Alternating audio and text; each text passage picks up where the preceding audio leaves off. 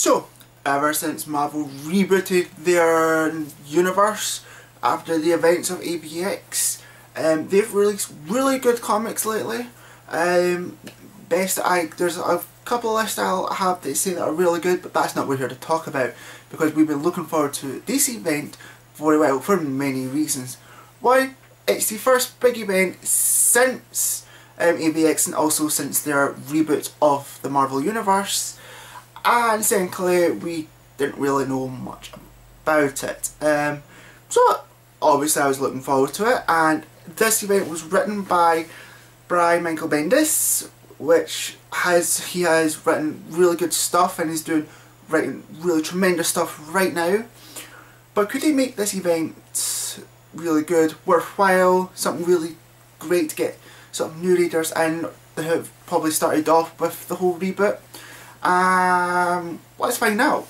So, the story starts off present day New York, and it doesn't look like present day New York, which is quite sort of weird. So you're probably thinking, wait, but how could this be present day if it's not present day?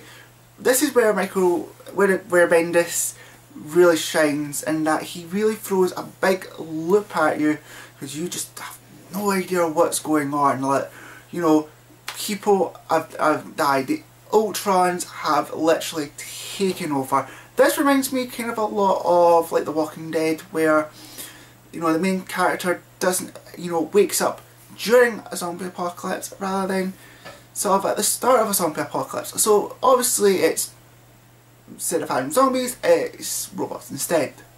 And yeah, it's just really, this story was really good, really well told, and the sort of the twists and turns that you see this story take place, really good. A couple nitpicks there and there, but overall it's actually a really good story.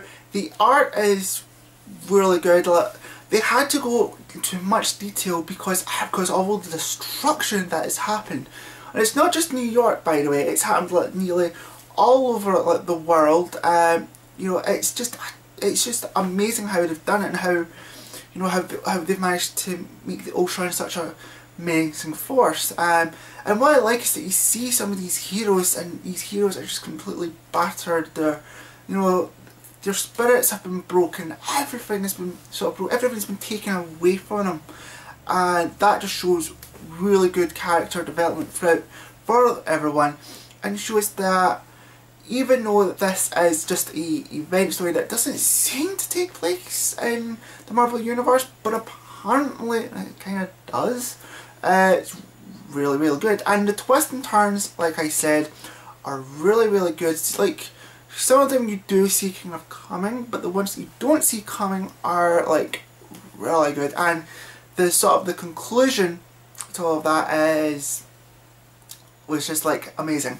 The tie-in issues, I will briefly say, were nearly fantastic. I'll explain why in a moment, but you know, most of the tie-in issues, the star ones, are obviously Superior Spider-Man, Fantastic Four, Avengers Assemble, the Ultron one-shot, and I think that's, and Wolverine and X-Men. You know, all of this was just, they were really good. Some of them were just like standalone issues, they weren't part of the main sort of comic sort of series, but it was just really good. I thoroughly loved it, and yeah, it was really good read and get a bit more detail on this whole universe. Things I really didn't really like about this event, to be honest, was the fact that, well, we weren't really kept in the loop. It just kind of felt that they could have done everything, you know, they can change everything they want as they please, and what they did. And while that is good, but it was also quite sort of annoying, because you just felt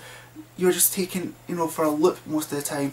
And some of the tie-ins weren't really that up to par, to be honest. They were just kind of like really lazy, sloppy, and just for the sake of the time, maybe to try and bump up their sales a little bit, which I think is kind of stupid. Now, I am going to do a big spoiler here, and I'm also kind of going to talk really fast.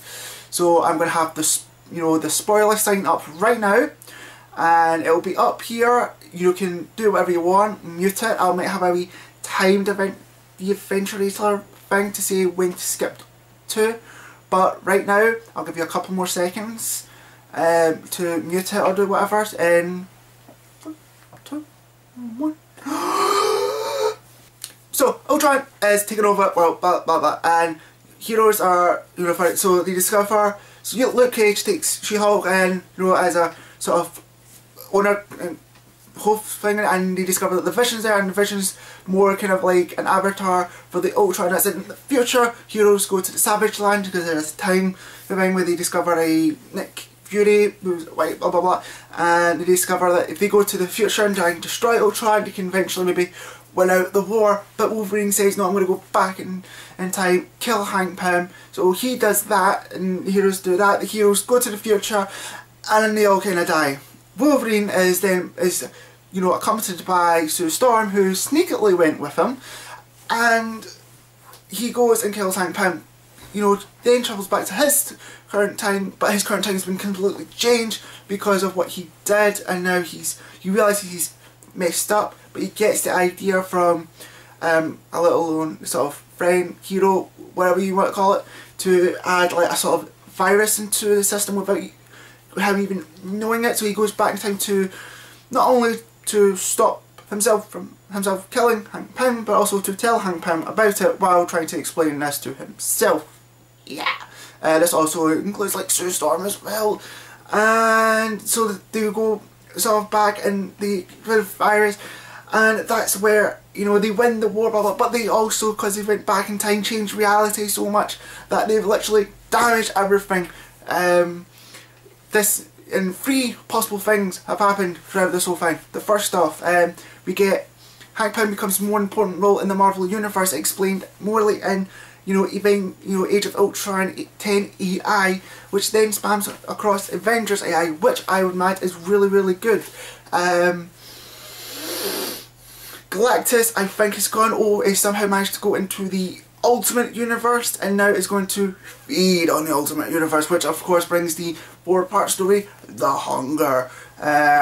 Looks really good, don't know much about it, I'm looking forward to it. And then the next one, the big one, which kind of got spoiled most of the time, was the fact that a Image comic Spawn character, Angela, is now in the Marvel Universe and is going to be part of the Guardians of the Galaxy, and it's going to be happening pretty soon. Looking forward to it.